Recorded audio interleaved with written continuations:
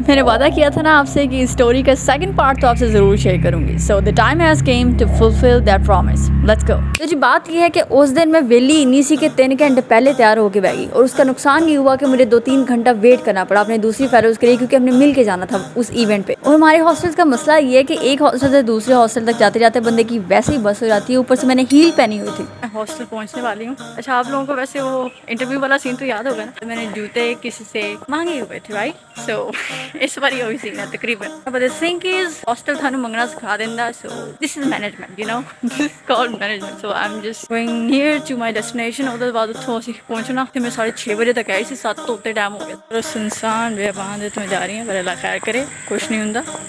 Kind of adventure के चक्कर कुछ होर ना करा देना।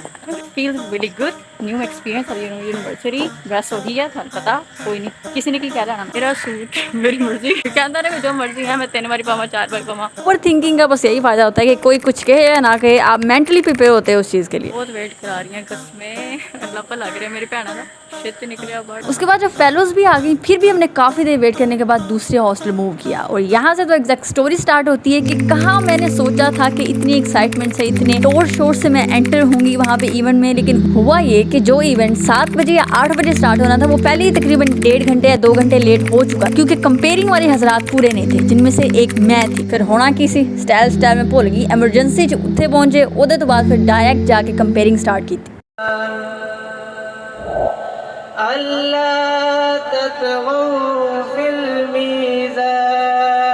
अब मेरे भाई मुझे इनवाइट करेंगे। आपको तकलीफ ना करना होता तो मैं इस दुनिया को ना बनाता।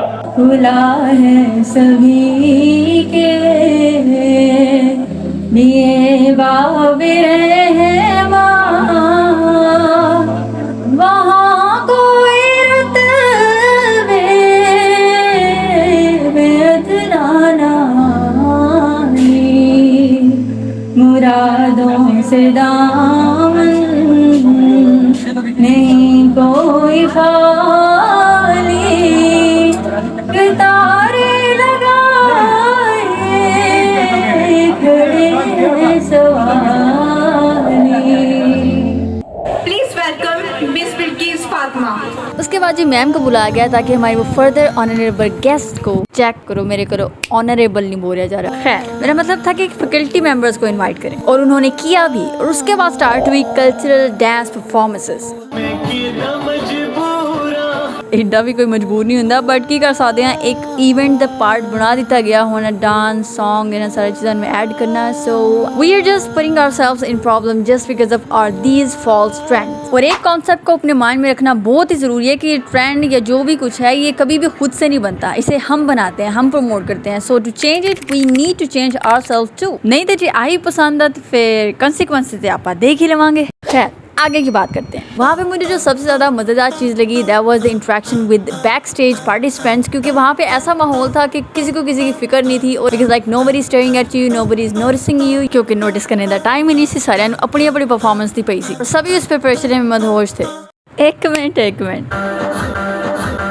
ओह ओके, दैट्स कॉल्ड रियल मधोशी। यहाँ पे मेरे इन भाई ने कहा कि मेरी वीडियो रिकॉर्ड करनी है, and I said okay. Capture करते हुए I also capture my brother Amir Hamza in it, जिन्होंने इवेंट की बहुत ज्यादा टेंशन ले ली सी, you can see on his face. पर चलो मजाक दी गल्लां साइड ते, ही मैनेज रियली वेल। खैर इनके परफॉर्मेंस के बाद मेरी बारी आई किसी को इन्वाइट करने की। सो गौर नाल सुनो।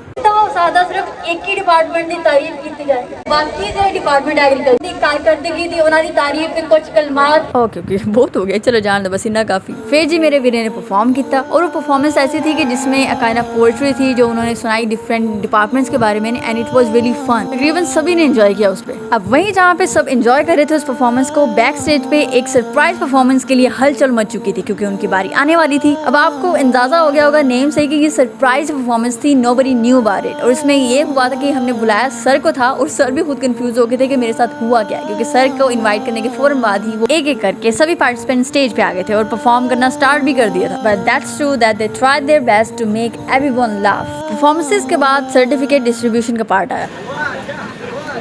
एक्चुअली इन्हें पूरी क्लास ख्वाजा कहती है। Khwaja Nawan BSc honour.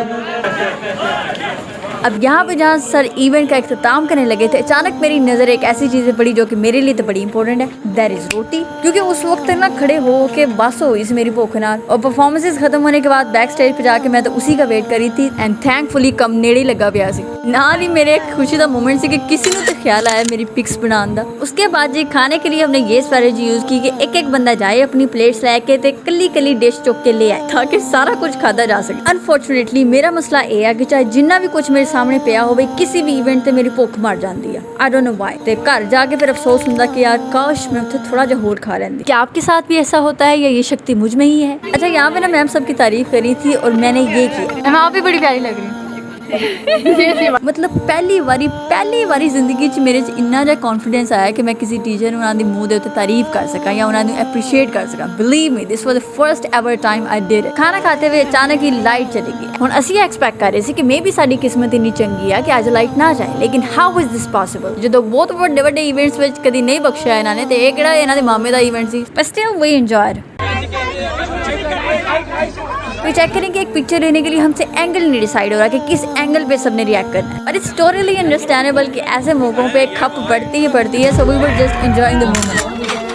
ऐसा ही इवेंट खत्म हुआ, सो एज यूजुअल लड़कियों को कहा गया कि शाबाश तितर हो जाओ इत्थों, और हमें यूनिवर्सिटी वैन या एम्बुलेंस जेडी चीज़ मिली ओहदे च पा के अपने अपने हॉस्टल पहुंचा दिता गया। But at the end of this event I want to share something with you कि मे बी ये इवेंट शुरू से लेके आखिर तक मोस्टली लोगों के लिए बहुत ही कैजुअल सा हो, लेकिन कभी कभार हम जैसे लोगों के लिए बहुत ही स्पेशल बन जाता है। क्योंकि जहाँ सभी लोग इसे कुछ परफॉर्मेंसेस की वजह से एंजॉय कर रहे थे, nobody knew how special this moment was for me, because this is the moment that I always dreamed of, but I never thought that I'll be able to do it। मतलब दिखने में तो बड़ी simple सी comparing लगती है ना, क्या special हो सकता है इसमें, लेकिन एक ऐसी लड़की के लिए जिस पे कभी किसी ने यकीन नहीं किया कि मे बी वो लाइफ में कुछ कर भी सकती है, और उसकी वजह से उसका खुद पे यकीन बिल्कुल खत्म हो चुका हो, और ऊपर से सोसाइटी में एक अजीब सा डर कि भाई अगर अकेली हो फिर तो भाई तुम्हारी ड्रीम ही है। और इन सब चीज़ों के बाद अगर वो लड़की इस मोमेंट में परफॉर्म कर पाई है, so this was a special moment for that girl, and that girl is me.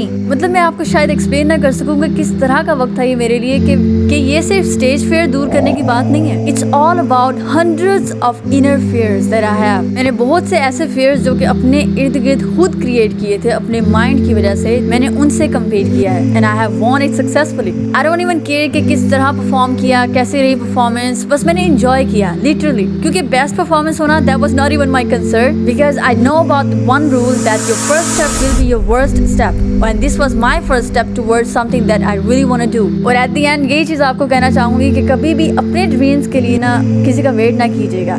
Just keep one dream जो कि आपने सिर्फ अल्लाह ताला के अलावा किसी से शेयर ना किया हो, and keep working on that by taking small step, just small step. और एक चीज़ मैं श्योर कर दूं कि ऐसा नहीं होगा कि आपको कभी भी डर ना लगे, आप कभी फेलियर फेस ना करें। आपको बहुत बार डर लगेगा, बहुत बार सोसाइटी आपको डराएगी, बहुत बार लोग आपको डराएंगे, but believe me, if you are consistent and really determined about your dream, Allah will show you the ways and he will provide you the opportunities. So keep in your mind that you are enough for yourself. Just take the help of Allah and don't expect from anyone to come and help you. Allah will bring a lot of people that are just for your help. You don't need to ask them. Okay? Yes, to be honest. Okay.